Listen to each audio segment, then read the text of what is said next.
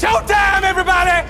Showtime! Okay, people, it's showtime! All right, everybody, it's showtime. All right, everybody, it's showtime. Now take your position. It's showtime. Hey, heads up, everybody! It's showtime! Oh, it's time! All right, ladies, buckle up. It's showtime. Here we go. Showtime. Okay, fellas. Showtime. Okay, it's showtime! Ed Berliner, the fastest show in sports. Greetings, true believers. Welcome back into the fastest show in sports. I am your host. I am the ringmaster, Ed Berliner, joined once again by Mike Wise, formerly of ESPN, formerly of the New York Times, formerly of the Washington Post, formerly of a degenerate gambler somewhere who occasionally makes a bet every now and then but won't tell us about it. And then speaking of degenerate gamblers to the far side, formerly of ESPN, now soon to be taking a gig at the University of Florida, which means he gets to be a Floridian now, which means any minute now, with that red hair of his, he'll show up with a really bad suntan and a massive burn, which he will get with that damn red hair and the ginger.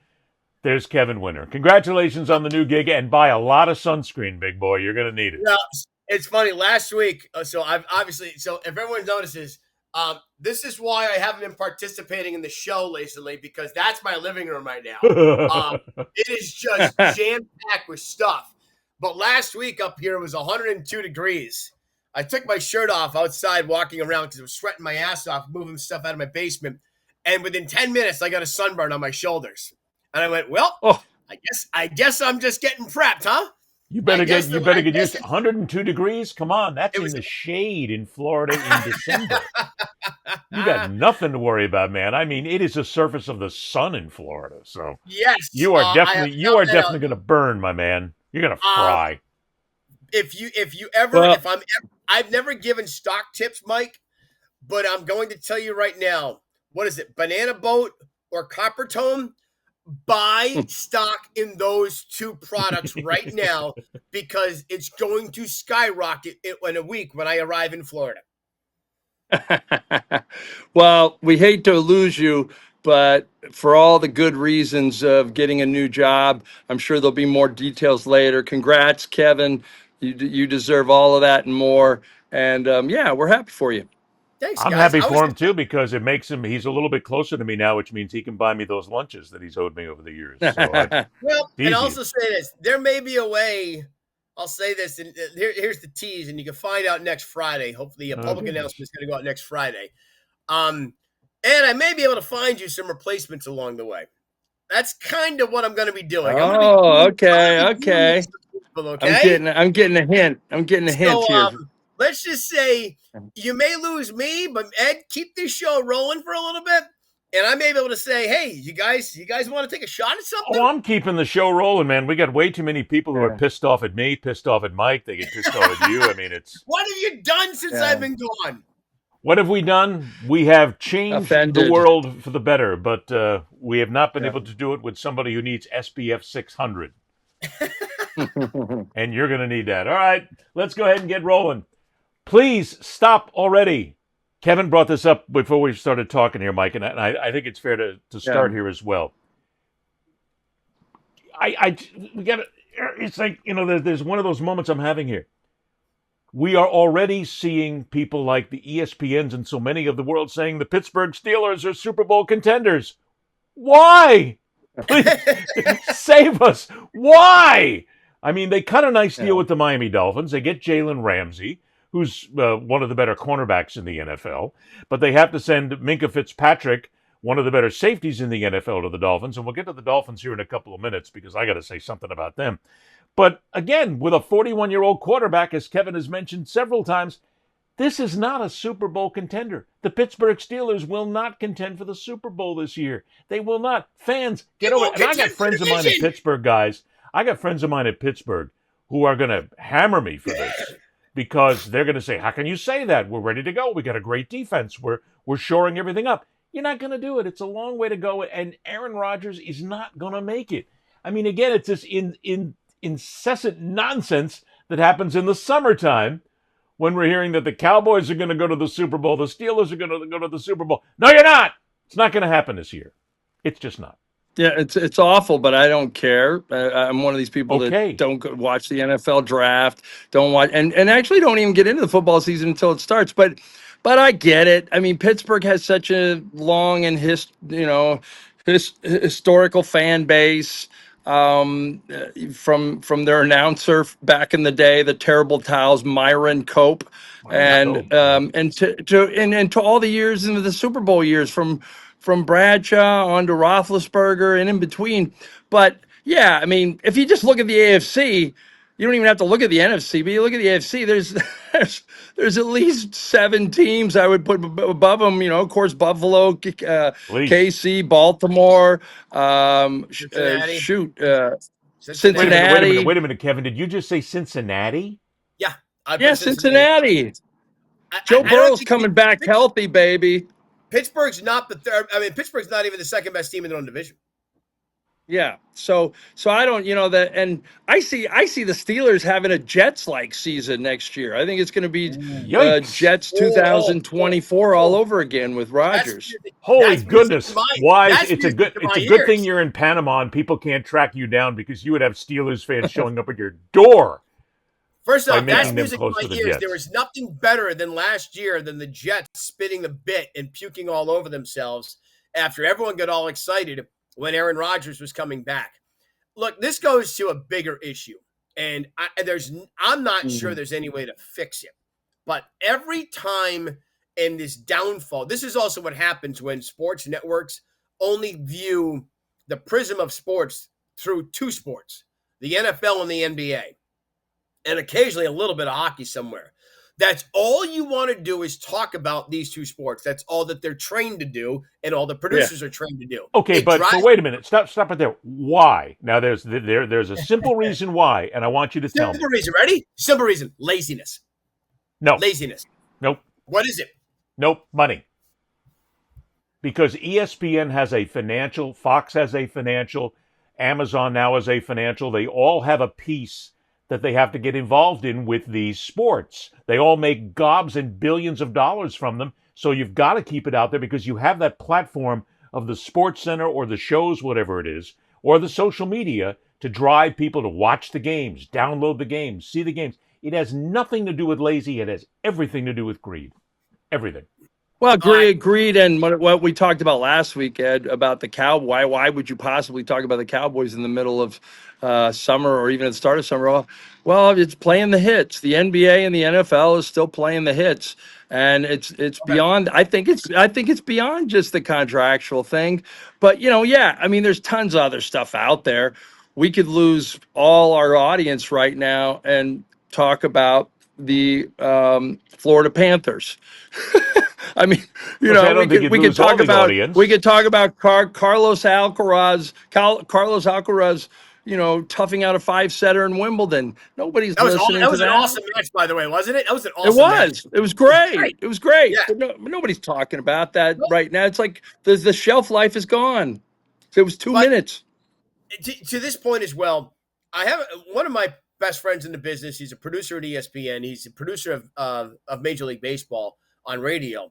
And we've always had the conversation. We'd get out of Sunday Night Baseball and there'd be a talk show. And even it happens in October. We're coming out of a playoff game, and you go back to talk programming when I was at ESPN Radio.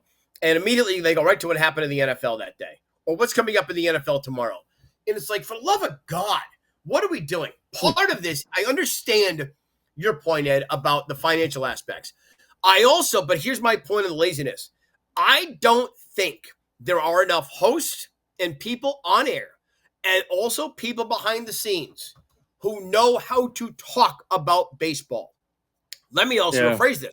I don't think there are enough people who actually know how to talk X's and O's of football or basketball, because how many of these topic bars that you see are actual on-the-court related issues? It's all conjecture, or rank a list, or where do they fall in place? It's all of the hot listicles. That's all it is, what they call it. The top 10, if you will, the top 5. Yep. It is quick, it is easy, and it gets people to watch and listen. And part of it, again, is because most of these announcers, You have two sets of announcers anymore when it comes to all of these different shows. You have the ones who are the former players who are brought in because they have a name value, they have a team value, they also have an intrinsic value because they can speak to what happens down in the trenches. Yes. And then you also have the bubble-headed announcer who's there, who's just there to basically throw it out, put out the easy thing, throw out the easy question, make it simple. Yep. And that's their job. They don't have to know the X's and O's, yet they babble, but that babble speaks to the audience because most of the audience is just full of babblers anyway.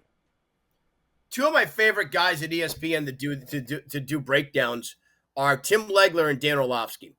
They can break down their sport on the touchscreens, and mix Ryan Clark in there as well with Orlovsky. They do a great breakdown on Tuesdays, I think, on NFL Live. I'm not sure the average fan can stomach or handle, or their brain capacity can handle for an hour of that. And maybe that's part of it. I'm dead serious. Like, they're breaking down where the safeties go. Why did Tua make one? I'm going to use Tua, for example, or Aaron Rodgers. Why did Aaron Rodgers throw the hitch instead of the go route? Well, and then they show all the angles. Or did he miss the go route when the go route was there, right? All of those. Yeah. Like, I'm not sure. We've become some dumbed down as a society, and even as a sports fan, I'm not sure. I love watching it because then you can sit back and go, oh, shit. And you see something different. I'm not sure how many people can handle it. Yeah, but Mike, isn't that generational if you think about it? Because there used to be a time when you would have the film breakdown of a lot of these sports, what Kevin is talking about, and you would have the nerds sitting out there who would go, wait a minute, I know why it happened now, and I can talk to my guys at the bar, and I can talk to people at the gym, and I can do that. But you're now into the 20-somethings and the 30-somethings who don't give a shit about how that broke downfield. As far as they're concerned, I don't know. Let me just see it, because how do my bets get taken with all of that? I just don't think they care. But these guys, there's nothing worse than the middle ground of this when there was a writer in Washington. He's a radio host. Great guy. I've known him forever. But he'll just go into like, hey, right now the Mike linebacker and is not shooting the gaps the way they should. Like, shut up. Like, or if he doesn't hit him on the back with the back shoulder throw, like, no, you know why we liked Brett Favre and Rodgers and like a guy like Josh Allen and these kind of quarterbacks and Mahomes, because they're like the quarterbacks we had as kids. Like, go to the frickin' fire hydrant and pass the Buick and then go long. Those are the quarterbacks we want. We don't want the back shoulder and the post out twos and the the out pattern and then with the split. Like, screw that. Go to the fire hydrant. I don't think the current generation of fan, the younger generation of fan, gives a damn about the X's and O's. Just show me, let me be entertained, let me see the quick highlights, because if an ESPN or a Fox takes up, let's say there's one receiver who has 11 catches in a game, take those 11 catches, bang, bang, bang, bang, bang, bang, bang, here he is catching it. They love that. They don't care that he had to make an adjustment at the line of scrimmage, or that a linebacker basically threw a pick, or there was some way for him to get open. They don't care, and I think a lot of that then goes down to the fact they don't care, because all they want to see is the video. I want to see something that's entertaining, and I want to see how it affected my gambling. No, I was going to say gambling or also fantasy football. So there's your other end. Which is gambling. Right, which is gambling. Which is gambling, yeah. Yeah, I'm with you. All right, not to get off track. Back to the Steelers.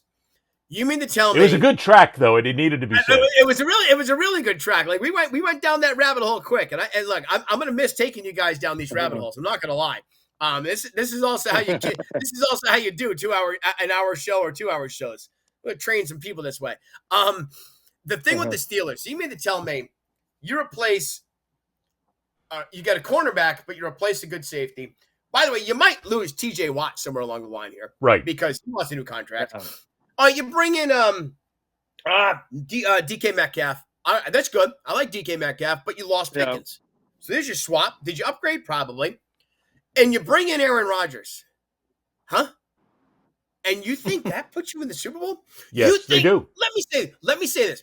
And I can't stand Lamar Jackson because he is the ultimate, Mike. He's the ultimate. Run to the fire hydrant, left at the Buick. Oh crap, the Buick's doors open. go to the Cutlass. And yes, kids, there used to be a car called an Oldsmobile Cutlass. Man, are you showing your age by talking about the Buick and the Cutlass, brother? Right? Wow. Wait till I mention the minivan, and I'm talking the Astro van. All that. If you mention the Ford Falcon in the background, you're in big trouble, man. But you're not that old. How about a Pinto? But How about an AMC? How about an AMC Gremlin? Yeah. No, I'm sorry. Go ahead. But so you're not even the best team in your division. You can't get past Lamar, and I can't stand it, and it's mind-boggling. And it drives me nuts. But we want to do this every time a team makes a move. We immediately need to rank them. Where does this move now put them? You want to know the best way to do it, and you're going to hate it, and it may lead to a different discussion as well. You want to know how you check how it improved their team?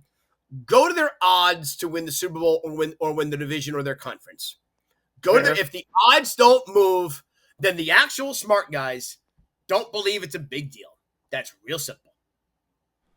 Yeah, I think you're right. And also, go ahead. I the whole Rodgers thing is, hey, look, I've gone sour as him as a guy. I still like watching him play when he plays well, and it's a classic. Can you appreciate the song even though you have real problems with the singer? I don't root for him to play poorly, but that said, I could see him retiring as a coach killer. I think this is what finally does Mike Tomlin in Aaron Rodgers. I think Mike Tomlin will, because he gave the blessing on that deal, and he's clearly a respected voice still in that organization. For all the Rooney's loyalty over the years, and families like the Maras before that, I think Aaron Rodgers kills Mike Tomlin's job. I think he gets him fired. Well, it comes down to the point that somebody is going to say, and this will happen eventually. They'll say, well, the Steelers, if they at least get to that first playoff game. No, that's ridiculous. That's nonsense. Right. You hate to say it, but anybody can get to that first round playoff game. If the Steelers don't at least get to the conference championship this year, Mike Tomlin needs to be fired because he's the guy who helped make this decision. I mean, at the end of the day, Tomlin is still the guy who pulls the string on this. He's been there long enough. It's not like somebody in the front office is saying, hey, you better hire Aaron Rodgers or we're going to fire you. No, Aaron Rodgers is his guy. Maybe because there's nobody else out there. It's his fault, or it's to his glory, if you will, if they get that far.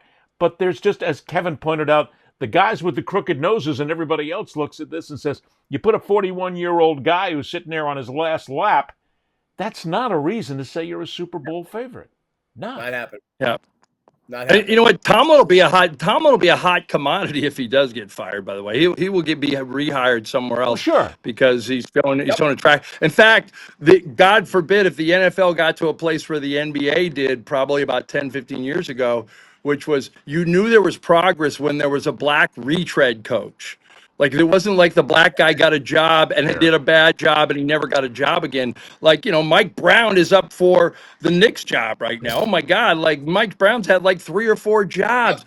Lenny Wilkins, who's a Hall of Fame coach, but many years, Bernie Bickerstaff, all these guys. Now you got Byron Scott. Now you got Tyrone Lue. Like, if the NFL gets to that point, you won't need a Rooney Rule, which is a joke anyway. Moving from the Pittsburgh Steelers to somebody else, and we mentioned it very casually here, it's the same thing in Miami. Yes. If the Miami Dolphins do not at least get to the conference championship game this year, they have to get to that. Chris Greer, the general manager, Mike McDaniel, the head coach, have to be fired. You've got to walk in there with a bottle of bleach, and you got to clean that thing out. Because some of the personnel moves that Greer has made are mystical, to say the least. And when you still have the backup quarterback is Zach Wilson, when you have a quarterback that's already there, that there's a very good chance that Tua is going to suffer another concussion this year, and he's going to be out for a lengthy period of time. And sure, they're putting people like Fitzpatrick in the mix right now, but these guys are on their last legs.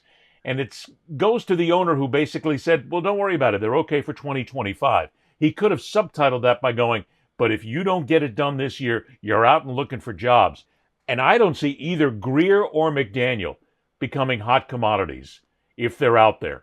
But Kevin's made a good point as we've been talking about this, Mike, is that McDaniel's a new level of coach in the NFL, and maybe he's where the coaching is going these days. Either way, they're fired if they don't make the conference championship game.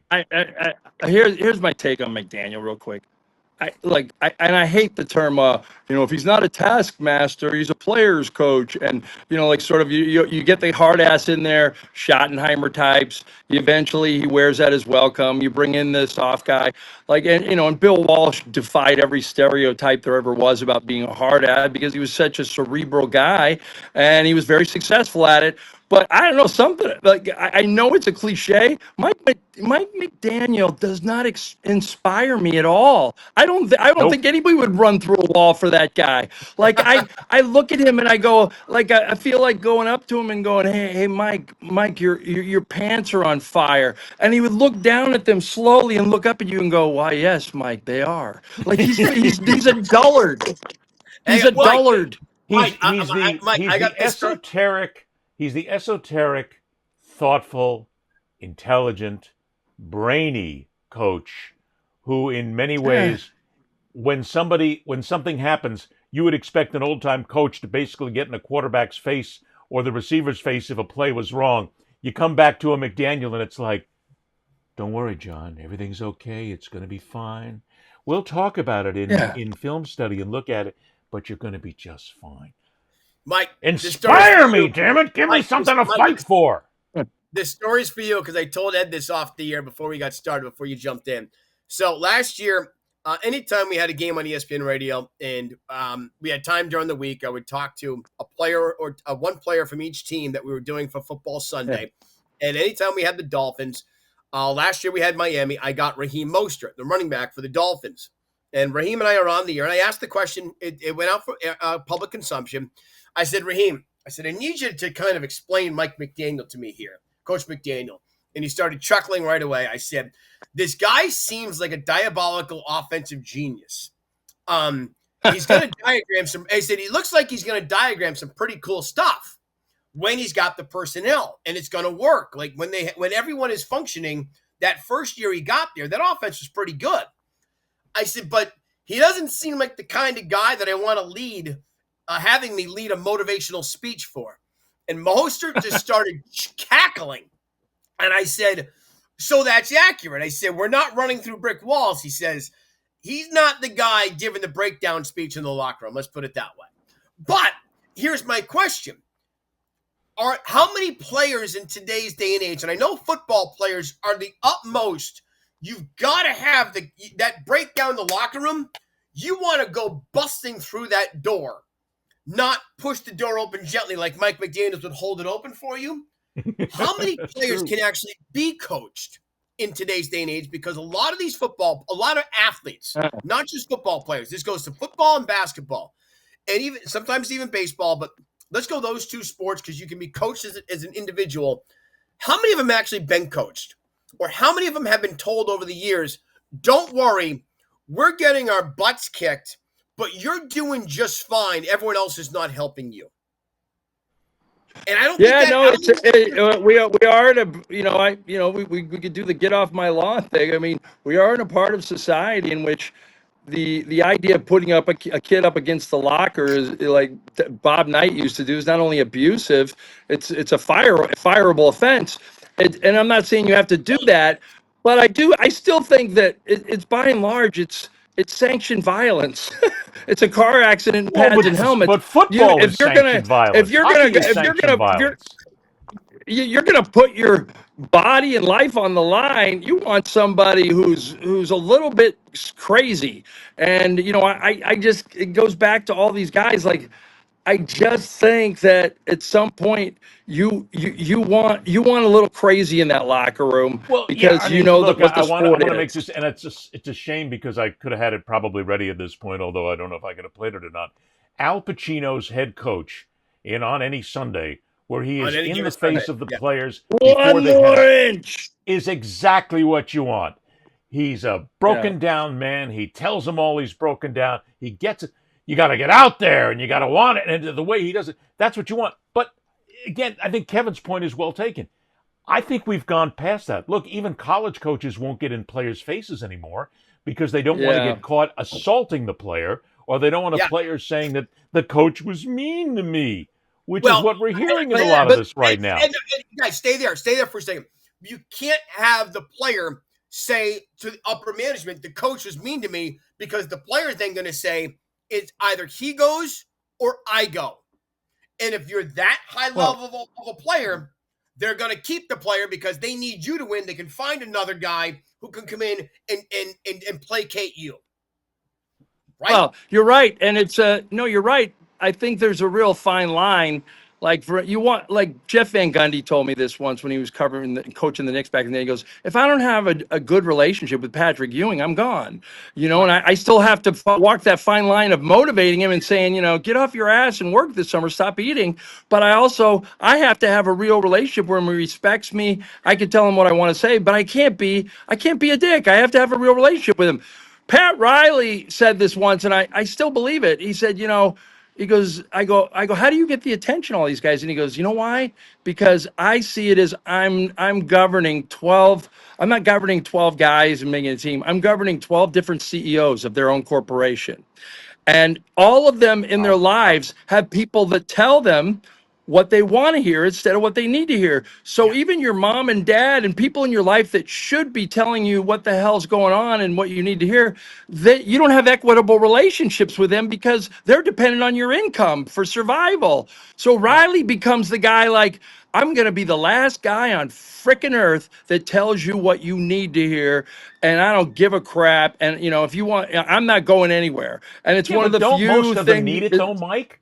I mean, don't a lot Yeah, of these players you need to be told what you need to hear, not what you want to hear, because the successful It doesn't teams matter are still how the ones, one way or another, with a coach, somebody, a head coach, an assistant coach, somebody is going to get in their face and they're going to tell them, look, that was a bad play you ran. That was the wrong play you ran. You got to get your head out of your ass, because otherwise all we're going to do is we're going to hit that first playoff game. We're out. You're out playing golf. I'm maybe out of a job. You're maybe out of a job. Your contract is pissed off. Your endorsers are pissed off. I mean, that's just the way it goes. You got to get somebody in the and I still think that those teams are the ones that win championships. I believe that, and it's like our own careers. I'm sure there's somebody in our lives to get where we've gone, like a teacher or a coach, that we look back on, and at the time we're going, God, what a hard ass, what a real, but this person's ruining my life. And then you wake up one day and you go, wow. This, for me, it was this coach in Hawaii, high school basketball, Bob Nakagawa. Told me I was going to be off the team when I caught me at 10th grade between classes and trying to play hooky. And he said, you don't really need to be here anymore. And it destroyed me so much. And he was so hard on me. But by the time I was a senior, I was like, you know what? I can deal with life. Those are the people you remember in life. All right, can I give you one? I'm going to take you off the topic here for a second. To that point, I already took us there. I know you did. I'm going to take the show always goes off topic. God love it, every single second of it. Well, this is what we're supposed to do, right? Damn right. So I'm at Hofstra. It's 1997, and so I've been there for 2 years, and I've run into a journalism professor. His name is Stephen Knowlton, and he used to write for the New York Times, and he teaches at Hofstra, and he says, I listened to you on the radio, and you're really good. He says, but one day we want to be able to say Kevin Winter graduated from Hofstra University. Well, that summer of 97, I get a letter in the mail because I already got my report card. And my report card was not pretty. And I get a letter in the mail that says, we have lovely parting gifts for you, but please, if you're enrolled in any summer classes, get out. You are officially kicked out of Hofstra University. And I went, whoa! I went, oh shit. And now my mom finds it a day late. Like, she finds it that day, big to do. Eventually, I work my way back to get into Hofstra again. I go back. I'm allowed to take 4 classes. Wait, they kicked you out? They really kicked you out? I'm dead serious, Mike. They kicked me out. That's awesome. I had the GPA. I had the GPA of a doorknob, and I got kicked out. I was able to take a foreign language class at UMass Boston because that was kicking my ass, and I was able to get some credit, so I was able to go back to school. And I got back into Hofstra, and I got 4 A's and an A+ in those 4 classes I was allowed to take. I walked up to every professor who kicked me out and I gave me an F the year before, and I looked at him and I go, fuck you. I went up to one professor, Stephen Knowlton. I shook his hand and I said, thanks. He says, for what? I said, you gave me a wake-up call. So it's similar, like every once in a while, what a great story. You need someone who's has no relation to you. You just come across someone in life that relates to you or sees something in you, but they will break you down, and you have a choice. Do you either take it on its face value for what it's worth and build off of it, or does it break you? That's the question. And that, to me, like, I think athletes are the same way, but I think it goes to everything in life. I'm going to drive this over to hockey again, which is going to really annoy a lot of people. Mike McDaniel is not that guy. And Mike Daniel, full circle, Mike McDaniel is not that guy. He's already proven that he's not that guy with several seasons, and you give him so much talent, and he's not been able to get it done. Although I'm going to say this in a caveat, Tua Tagovailoa is a really, really good quarterback coming out of college. I'm one of the only people who saw this and said, this kid's got talent. But a lot of people hammered him right away for a number of reasons, off the field, on the field, whatever it is. But at this point, if you're Chris Greer and Mike McDaniel, you look at Tua and say, he is one shot away from being out of the NFL, maybe even being mortally wounded at this point. Right. And I know a lot of people out there are going to say, oh, well, it's just a concussion. He just had his bell rung. It's a lot more than that, kids, and we won't go off into concussions here. No. But he's that one shot away from maybe becoming a vegetable. And you've got to sit and worry about that. A lot of people think he shouldn't even be playing now, including guys that I grew up with in Hawaii. That, he's from Hawaii. He's from the same town that I went to high school in. Of course, he was so good that the local high school I went to couldn't keep him, and he ended up going to St. Louis or Kahuku or one of the powers. But the bottom line is, this guy, people worry for his health. There's a couple times I didn't think he should have been on the field after he took shots. And, part of that is the coach. I'm sorry. I have a friend of mine who is one of the top neurosurgeons in the world, and we talk occasionally about this. I have known him for 20 years. And right after the first one, he came back to me and said, this guy does not belong on the football field, period, end of story, get him out, he's going to die.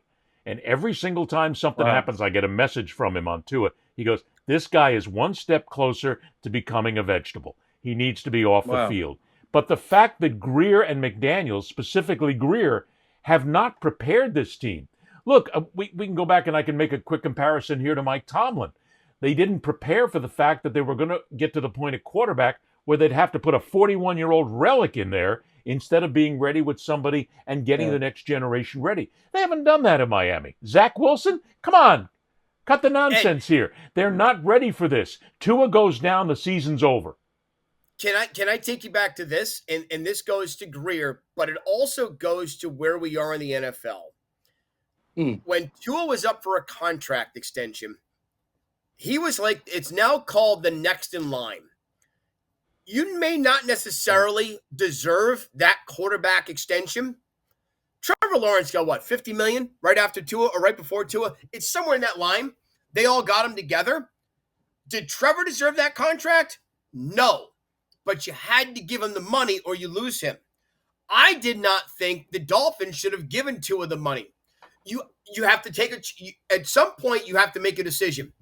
Do we give a quarterback that money who may be mediocre? And in this case of Tua, a quarterback who is good.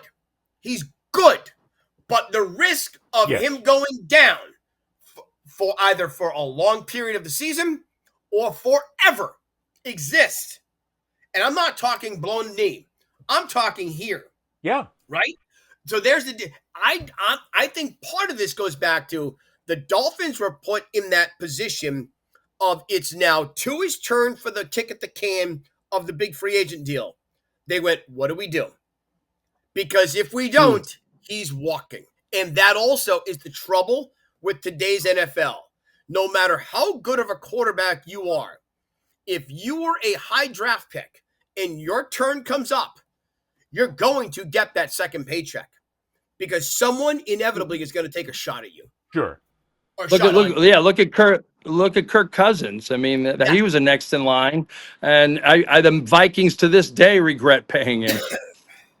But that's just the point with something like this. You have to prepare for the inevitability. It is inevitable that Tua is going to take a shot this season that is going to be inadvertently to his head. He's going to bang his head against the field. His helmet will strike it, and it will eventually... Because look, what people don't realize is concussion. Your brain is sitting there floating in a viscous fluid, and all it does is it works off your spinal cord, and the minute it hits, then this is what's happening in your head. Oh my God! Just you talking about that hurts. Thinking about watching it on TV. Oh God! I missed a neurosurgeon. You know what? I miss when we. But a different one years ago explained it to me very briefly for those of you watching on YouTube. The inside of the skull, the outside of the skull is smooth. The inside of the skull is filled with little stalactites and stalagmites that come off the inside of the skull. And as the brain floats and as the brain hits him, it's a brain bruise. It bangs up against them, and it injures the brain. Tua has been injured how many times now? And one more time, and this guy needs to be out of the game, period. And look what it did. They're done if he's done. Yeah, look what it did to Pat McAfee, and he was a punter. I mean, geez, look at his head. Sorry. Leave it to Mike Weiss to make some real sense in this conversation, damn it. This is old school. But I know. I miss Shula. Like, it's almost like Don Shula. We didn't have to know about all this stuff. It was sort of like you didn't know how the sausage was made and all this stuff. And I know it's not the best way to look at life. I mean, we always talk about concussion protocols in a lot of sports these days, specifically in football. They don't talk about it enough in hockey, though for hockey it's still another collision sport, which is another sport where the brain starts to move around a little bit non-linear, if you will. But come on, guys, let's be honest. We know that there are players in the NFL who are going back into the tent or they're going back into the locker room and they're getting tested and they are being allowed back on the field either that game or one game later or 2 games later simply because they're the money-making part of the franchise. They got to get them back out there. The NFL is still going to, one way or another, the doctor is going to look at the NFL, look at the coach, whatever, and say, this guy really needs to get out of here. This is not good. And the coach, are you sure? Because, gee, we really need him. Well, maybe, okay, maybe I'll let him go out and play. Maybe one more series and maybe he'll be okay. We know this happens every single day. The players are guinea pigs and they're there to make money. And unfortunately, it's going to happen. But you got to prepare for that inevitability. And Greer hasn't done that. They've done a terrible job in Miami. All right. Yeah, you're right. Yep. Move on. I bitched Simone about how much people talk about the NFL. We just did 40 minutes on it as well. We just did 40 minutes on it, and it was worth every single thing. It was Dolphins Steelers. We covered the Dolphins Steelers. Next week, the Ravens and the Chiefs. Now, go ahead. I'm going to talk about football of a different kind. I'm going to move on and do this because at the risk, and believe me, this is not going to be one of those click issues where people are going to disappear.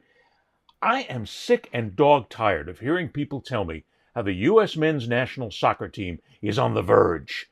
We're right there. Don't worry about it. We're getting better all the time, and we're going to be right there to contend for a World Cup. Stop the idiocy, please. You're not even close. How long in your lifetime have you been told God. that? Because I've been in this 30 years. I've been in this industry for 20. And I remember, and I broadcast 2 World Cup finals on ESPN Radio. Tommy, the guy who works for the guy who works for Fox. He's the voice of US. The English guy.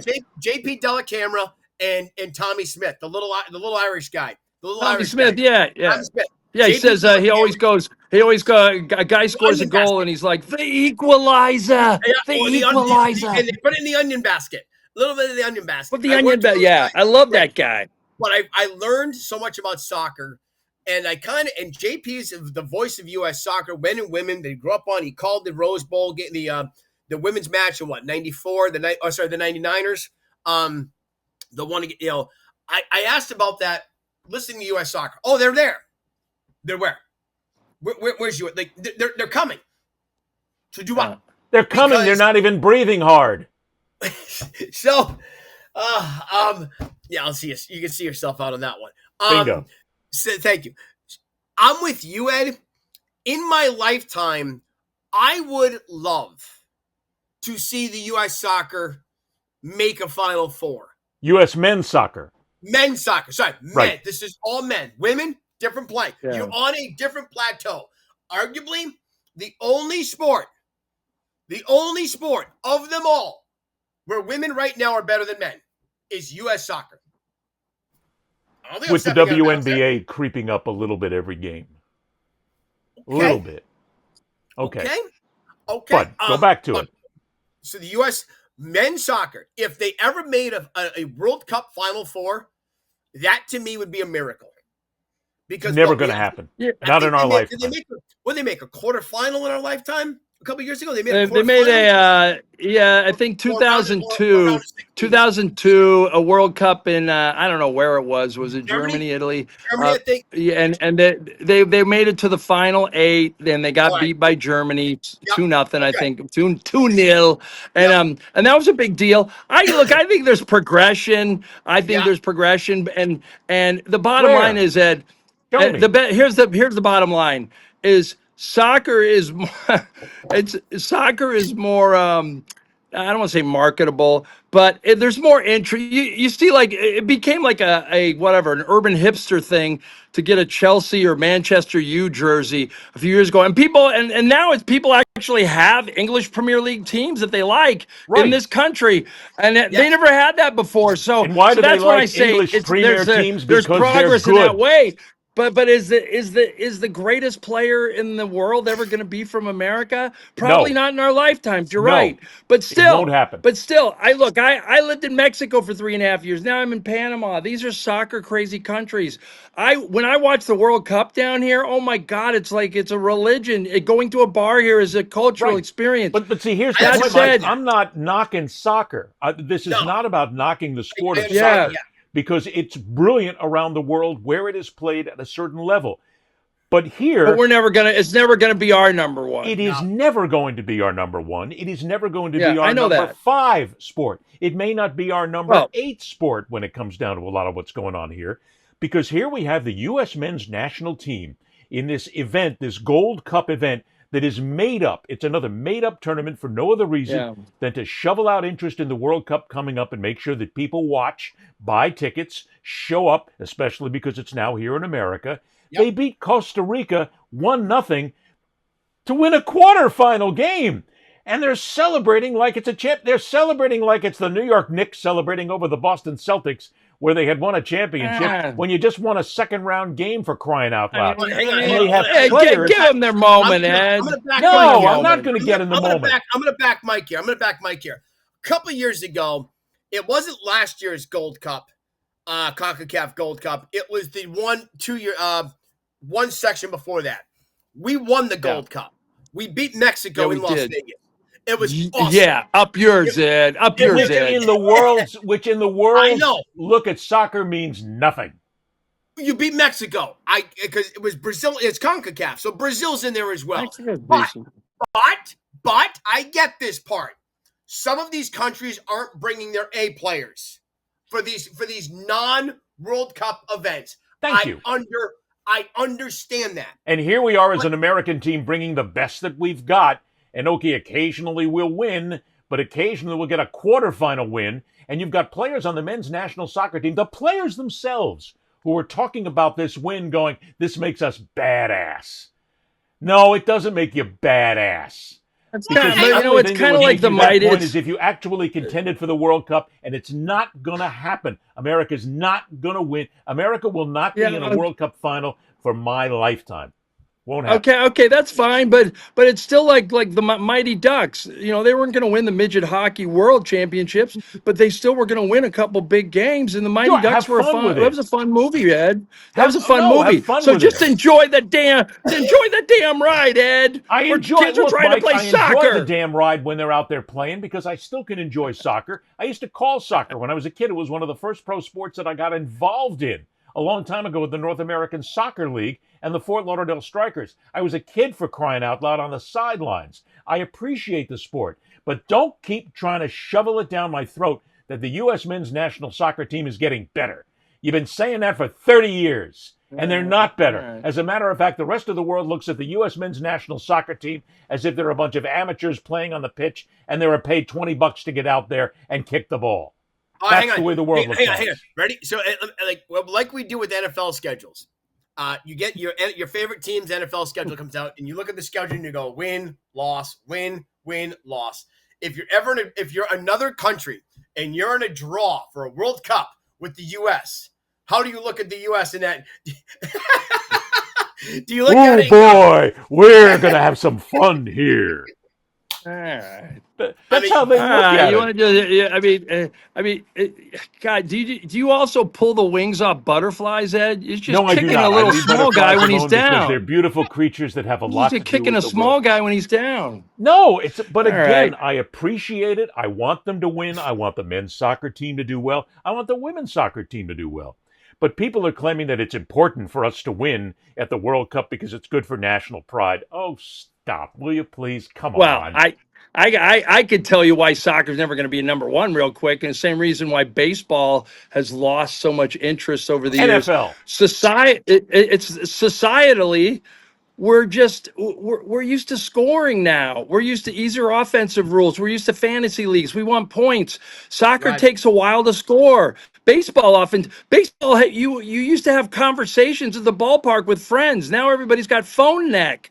So I think it's societally the instant gratification needed by this country and its kids turns them off to soccer, turns them off to a great pitching duel in baseball. Look, I remember when they had indoor soccer years ago that was big. They were basically playing in hockey arenas, and they were leaving the boards up.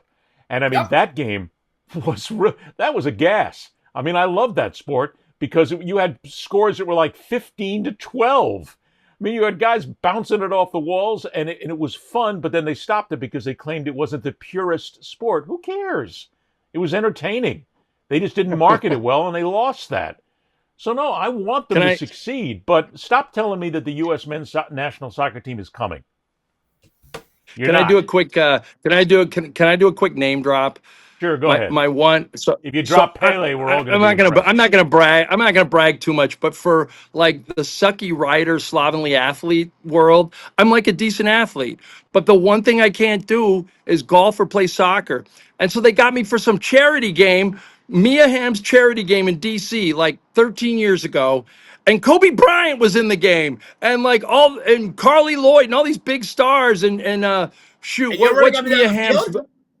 You're running up and down the field? No, it was like they played it on a tennis, like one of those world team tennis courts. It was a smaller, but I got on the field. It was like a rubber field, but I got on the field and I swear, and Nomar was on my team, and Nomar, and Kobe literally shook me like where I tried to guard him, and he shook me, and I fell down, and he scored a goal, and there's a video of it on YouTube, awesome. and and you could hear this girl go, "Oh, look, he made that guy fall down," and I fell down, and Kobe scored, and he literally came back, and I knew Kobe, like I knew him peripherally as a rider, pretty good, and he looked back and he winked at me and he goes, "The Mamba gotcha." just like that. You're lucky to rip an ACL, Classy. buddy. Classic. Well, they were worried that I was going to hurt him, which would have been worse. Yeah, that would have been much But worse. yeah, it was embarrassing. I want to make sure we get this in too because I found this to be really interesting. Caitlin Clark wears a pair of Kobe's, and either the replica or whatever the shoe is, but the type of Kobe's go on sale because Caitlin's got them and apparently is part of the sponsor for them. The sneakers sell out in an hour. They're gone. They're on the secondary market for twice the money. Like that. I mean, I think they were $160 or $170 a pair of sneakers. I still call them sneakers, and I wouldn't pay that much for sneakers ever. And they're saying for like $380 on the secondary market. And I'm still reading people along social media and other so-called illegitimate media outlets who are arguing the point as to whether Caitlin Clark is the face of the WNBA. Yes, she is. She is the face of the WNBA. There's no question about it. It's not Angel Reese. It's not Breckers. It's not anybody else. It's Caitlin Clark. The problem that I have with it, it seems that a lot of the people who are coming out and saying that she is not the face of the WNBA are people who are taking a racial side to this. There seems to be an animus, and we touched on this briefly before, that the fact that she is a white girl who's out there making it in the WNBA, and I will say this flat out, every single person that I saw who claimed that she's not the face of the WNBA, it came from a black writer, male or female. And that's a problem, because who cares if she's white or black? She's helping the WNBA and everybody in it make millions of dollars. Hell, they brought in 3 new teams. They're expanding now to 3 other cities. That's going to make everybody wealthy, or at least it should. So don't we have to just really admit that there's a racial animus here with Caitlin Clark that really needs to stop, and it's part of the problem in this country right now? Yeah, I'll take that on, Ed. I just think that you're I wrong knew he about was this gonna- racial I stuff. You're knew wrong that. about this racial stuff. Don't do it. I mean, Caitlin Clark is the best thing, apple cheek thing to ever come out of Iowa. She might be not even greater than Angel Reese, probably greater than Gandhi and Mother Teresa herself. So I don't know what the word this racial thing you're talking about is at all, sir. No, look. It's whatever. I get it. Look, He is the face. you take all. Hey, Mike, can we agree, though, right up front to start this conversation? Yeah. She is the face Yeah, but of the that's WNBA. that's everything in life hang now. on. I don't think like the thing. black writers don't hate Caitlin Clark. They hate all the people that are sort of just making her out to be God when all these women of African American ancestry have carried the league for years. I think like the anger racially is sort of at the other side, pumping up Angel Reese and pumping up Caitlin Clark. It's stupid. But it's also, if you take the racial animus stuff out of it, a rivalry like this, or like racial or otherwise, like Bird and Magic, that's when the NBA took off. Great for the game. There, white versus black is good for ratings. I hate to say it. It was in boxing, it is in everything else. Yeah, we should be past it, but we're not. If you throw the racial animus stuff out, you have some really fun basketball players, including a girl who literally declared herself open when she left the womb. Oh my God, she's got range. And so I guess what I'm saying is this is a moment for the WNBA and women's sports, and Caitlin Clark is by and large behind it. Just let it go, let it flow. Everybody make money off it. Go ahead, Kev. Ed, define face of the WNBA. Define what that means, please. Yeah. When you talk about the popularity of the game and an individual who drives people to watch the game, whether it's on television or buy tickets, it is the face of the NBA at that point. It is the marketing that comes down to this as well. The marketing face that helps them make money, that sells tickets, that brings in ratings. It is Caitlin Clark right now. Will she be it forever? Probably not. But for right now, in where this sport is, she is the face of that game. All right, now hang on. So in your definition, I agree with you. I'm going to take the devil's advocate side of those who do not want her to be that. Good.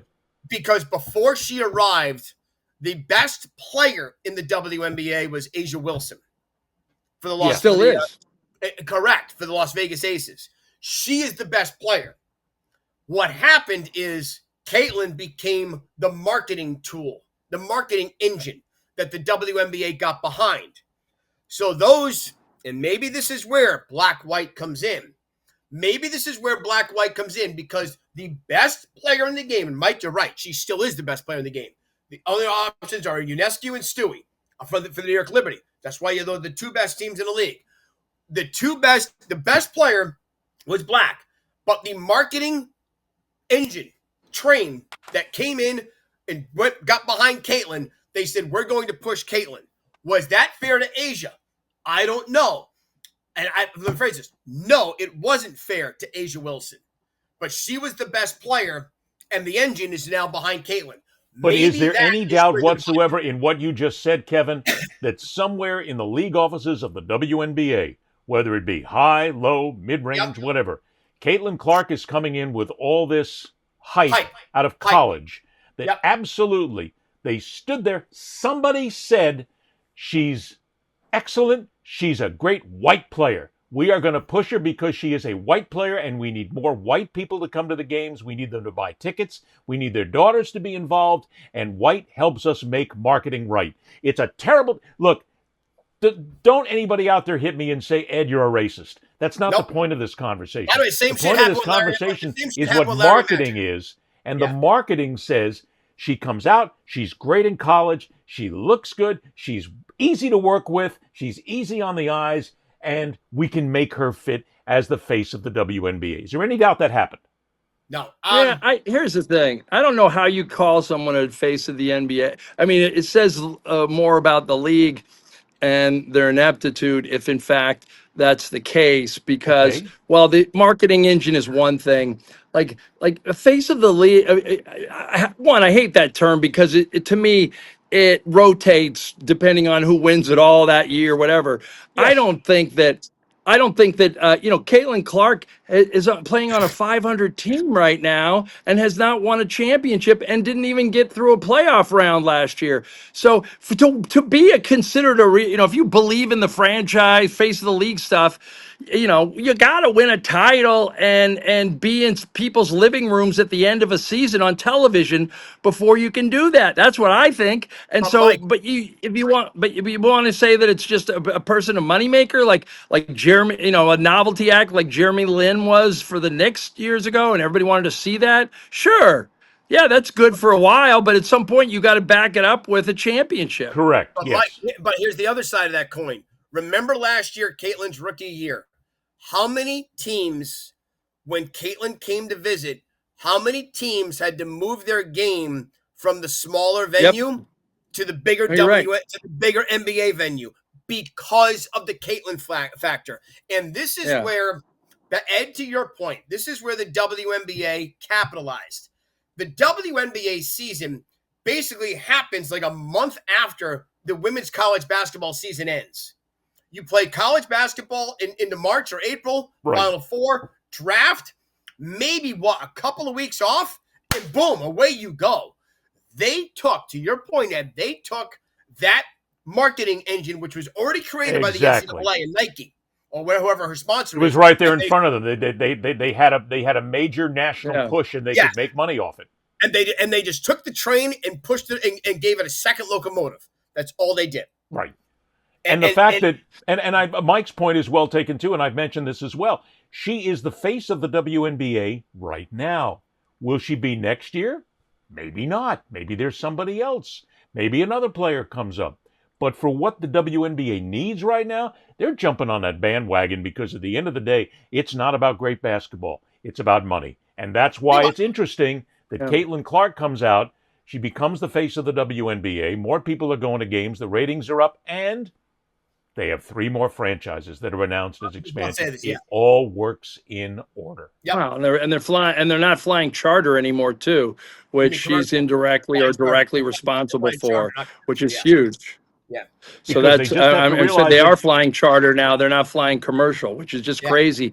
I also think real quick that that I don't know, face of the franchise, like when a player of that stature, magnitude, somebody that just people like to watch, enters a league, whether it's LeBron, whether it's Caitlin Clark, you become an it player for a while, like the person who you want to pay to go see. And she is clearly a person that people want to pay to go see. And the only thing I would argue is that the WNBA has not been as proactive as they could about it all because, they've let some of their players beat the crap out of her.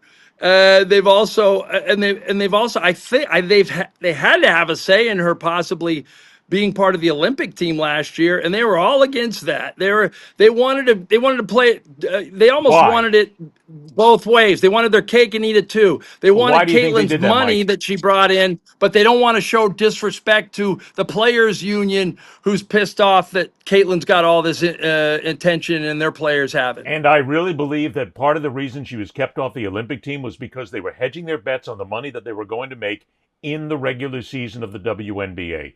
Don't take any chances. Don't get her hurt. The Olympics are nice. Let's play nice with our main players and keep them happy. But Caitlin, let's keep her in reserve so we can make a buck in the season.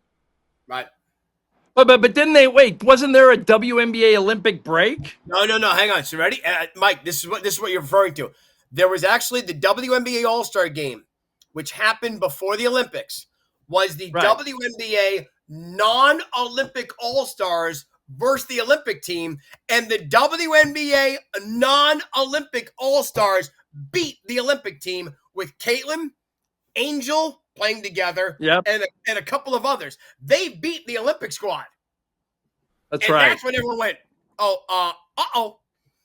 And what you do is you take that, the dirty, rotten, underhanded marketing PR people, take that and go, wait a minute, we can't take a chance on her getting hurt. We got to make sure that she's here because this WNBA season is going to be huge. And look at all the tickets we can sell and the money we can make. In the end, that's what it's all about. It's not about great basketball, kids. It's about how much money you make. But you can make an argument that going to the Paris and the Olympics, which is front and center for a couple weeks, that would have been more exposure for her and made people like nobody showed up at some of the women's games. Didn't need it. Nobody Already had showed the up great at a lot of the exposure women's out of college games. basketball. I'm actually surprised NBC didn't have a say in this too. Think about it. Who now? Think about back in the NBC. Surprised NBC. I'm surprised NBC didn't have a say like back in the day when NBC. I bet you they did, and they got overruled, and they were pissed off beyond belief. That's fair. That's fair. I mean, like again, you're still like last year's Olympic squad for the women. You still got some pretty damn good players, and that was part of it. Is I got to bring this up just before we get out of here. Brad Marchand signs a 6-year contract, makes him a multimillionaire. At the age of 38, this guy gets a 6-year contract in the NHL. He'll never play until he's 44, but God love him. That is still the best story and one of the best stories in sports this year. Old guy comes in, changes it, wins a Stanley Cup, and somebody put up a social media AI picture. It was a statue of Brad Marchand in a Panthers jersey outside the Panthers arena, the Amerant Bank Arena, and at the bottom it says, Brad Marchand, 5-time Stanley Cup winner. Wow.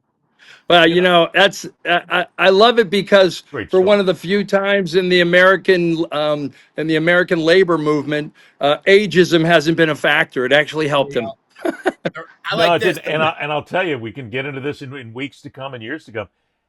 Next year, I wouldn't bet against the Panthers winning 3 in a row. Nope. I mean, look, they kept their major free agents involved, Bennett, Ekblad, and Marchand. I mean, Bill Zito should be the general manager of the year for at least the last 2 years. And why somebody is not naming him, it almost seems to me like there's some subterfuge going on here. And I'm willing to bet my house that a Canadian team is going to win it all next year. Edmonton, Toronto, or God forbid, Ottawa. Mike, I think one of those three teams is going to win it all next year. Mike, you don't own a house. I do in Chevy Chase, Maryland, but okay. But my wife says we really got to pay the mortgage soon. But you're putting the house up still, claiming a Canadian team will win the Stanley Cup. Yeah, I think. I mean, but it'll already be foreclosed, so it won't mean anything. I'll tell you what, our gambling specialist is right here with us in his last show for a while. So I'm going to say, what kind of odds you want to give me, Mike? I'm going to take that bet. Come on. Hang on. You ready for this? Hold on, give me a second. Stay with Go ahead, Kev. Look it up. See what the smart people are. I got you. Give me a second. I got to find it here. Where's hockey? Here we go. Futures, Florida, plus 295, leading odds on favorite to win the cup next year. Carolina, plus 350. Tampa Bay, 775. Haven't heard of hockey. And then a Canadian team yet. Not yet. New Jersey. 4. New freaking Devils, 4th. At 5. Toronto at 10-1. 6, Ottawa 12-1. Capitals, Range. Where the hell is Edmonton? Oh my God. Edmonton is not even listed in the top 1, 2, 3, 4, 5, 6. They're not. That's because they broke everybody's heart in Canada 2 years in a row. They're not going to give them another chance. Maybe the odds are too bad for them because they picked them to, you weren't going to get any money on them because they had them as a favorite. Montreal. Is that possible? Montreal is right. It's between the Rangers and Bruins, Ed. So come on, Mike. All right, what Ed, do you want to put up here? I'll take your bet. So what do you want to bet? 20-1? Hey, well, no, I think Toronto's at 10-1, right? Toronto's at 10-1. 10-1 odds. Okay. And what's the next Canadian team?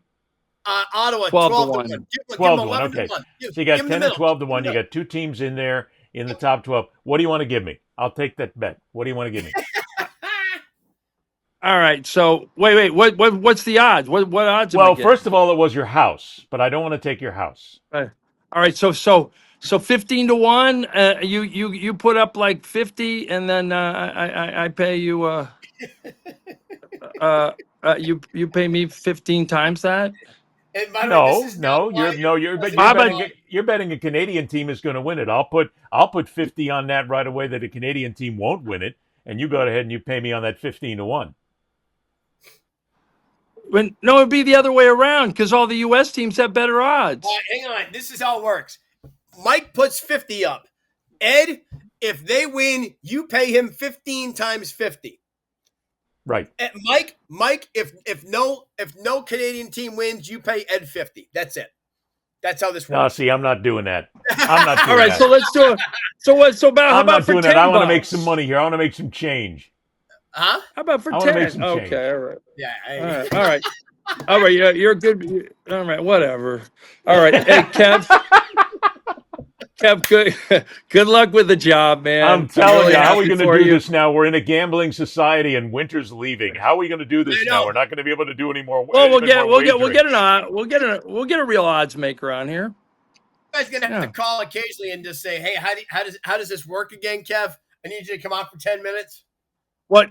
No. Here's what he'd do. What Kev could write us like a little email, but he could write a nom du plume. He could come up with another name, like Joey Nosehead, Vinny the Nose, Joey the Nose, Joey the Nose gives us little odds. That'd be good.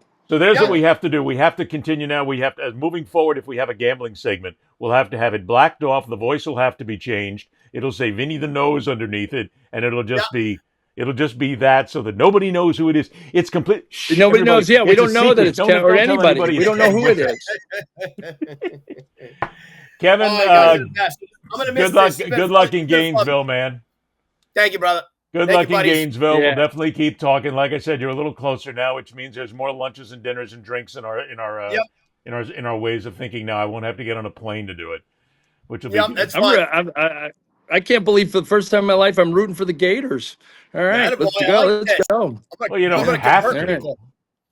Well, I feel like if I do, there'll be benefits for my friends. So let's put it that way. Well, benefits for friends, and then of course when you go to Gainesville, Kevin will have all the connections there. He hooks us up with dinner. And by the way, here's a note. Then I'll put this out here. Freddie Wiebe, who's the guy who takes care of things at Spurrier's Restaurant. Come on, Freddie. Come on, Fred. Yep. Have us there from. We'll either do the show from here, and we'll have a segment from Spurrier's. But then you got to take care of us. So we'll just do it. We'll just do a straight trade. We'll take care of the tab. I like this. Yeah, I like it. I like that. Okay, you'll take care. Shit, we'll take care of the tab. You'll take care of the tab. Kevin, good luck in Gainesville. Mike, good seeing you again. As always, don't forget, everybody, YouTube channel, The Fastest Show in Sports. Guys. Hear the audio on every podcast site, wherever you go, Fastest Show in Sports. Download us. Please subscribe. Help drive us into the millions and make us a ton of money, and we'll be very happy. For Kevin Winter, for Mike Wise, I'm Ed Berliner. Rock on, true believers. Until next time, see ya! That's all, folks.